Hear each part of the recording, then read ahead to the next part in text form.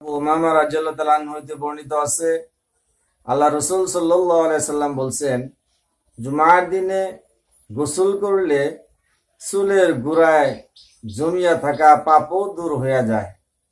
জুমার দিনে গোসল করা লাগে, আতর খুশবু লাগানো লাগে।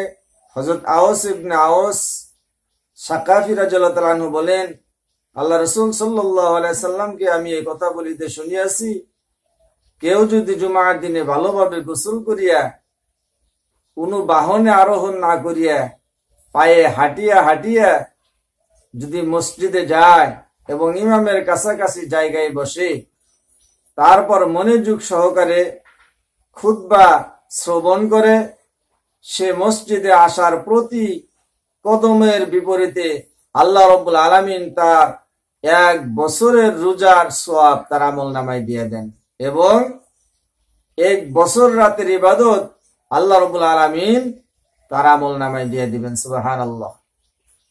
হযরত আবু হুরায়রা রাদিয়াল্লাহু তাআলা আনহু বর্ণনা করেন, আল্লাহ রাসূল সাল্লাল্লাহু আলাইহি সাল্লাম বলছেন, জুমার দিনে ফেরেশতাগণ মসজিদের দুয়ারে দাঁড়াইয়া থাকে।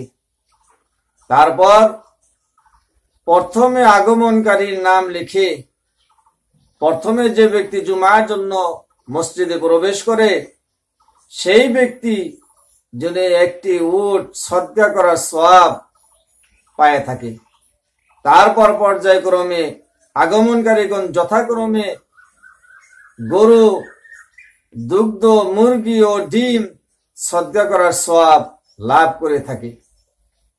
ইমামে খুতবা দিবে, খুতবা শুরু করবে, ফেরেশতাগণ লেখার হাজিরা খাতা বন্ধ করিয়া দেয় এবং খুতবা শোনার মনোযোগ সহকারে বসে বসে খুতবা শোনা লাগে।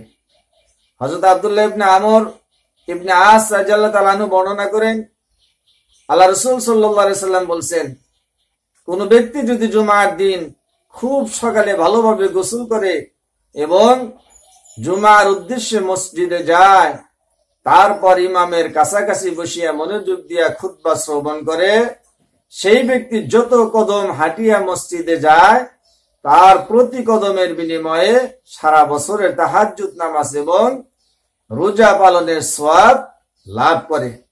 আল্লাহ রাব্বুল আলামিন সর্বদাই চান, আমার বান্দাদিগকে আমি জান্নাতে প্রবেশ করাইব, আমার বান্দাদিগকে আমি জাহান্নামে দিব না। আল্লাহ রাব্বুল আলামিন আখির নবীর উম্মতকে বিভিন্ন ছোটখাটো আমল করলেই সওয়াব বেশি বেশি দেয়া থাকেন। তাই আমি আপনি এই ছোটখাটো আমল করার চেষ্টা করব।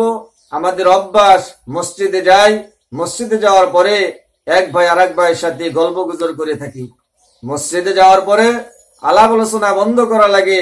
মসজিদে প্রবেশ করার পরেই যে কোনো আপনি ইবাদত করেন, আল্লাহ রাব্বুল আলামিন আপনাকে সওয়াব দিয়েই থাকবে।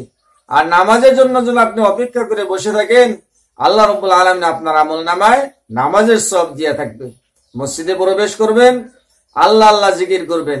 মসজিদে প্রবেশ করবেন, দুনিয়াদারি কথা না বলে আস্তাগফার, তওবা আল্লাহর কাছে বেশি বেশি করবেন। মসজিদে প্রবেশ করবেন, সময় আছে আপনি বেশি বেশি কোরআন তেলাওয়াত করেন। মসজিদে বসে থেকে দুনিয়াদারি আলাপ আলোচনা না করে কোরআন ও হাদিসের মাধ্যম দিয়ে চলার আমি আপনি চেষ্টা করি। যে পথে চললে আল্লাহ আল্লাহ রাসূল খুশি হয় সেই পথে আমি আপনি চলার জন্য চেষ্টা করব ইনশাআল্লাহ। ওয়া আখির দাওয়ানা আলহামদুলিল্লাহি রাব্বিল আলামিন।